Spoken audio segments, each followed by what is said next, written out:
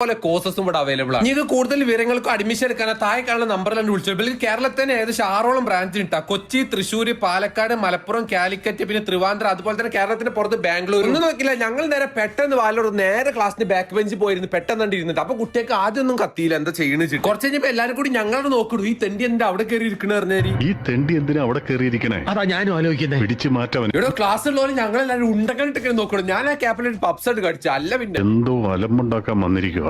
അതെ, കുറച്ച് കഴിയുമ്പോ മിസ് നേരെ ഞങ്ങളെടുത്ത് വന്ന് കണ്ടിടൂ. പറ്റൂലടോ, മാനേജർ വിളിച്ചോളി. പറ്റൂല. സ്റ്റൈല് നോക്കടി, നന്നായിട്ടുണ്ട്.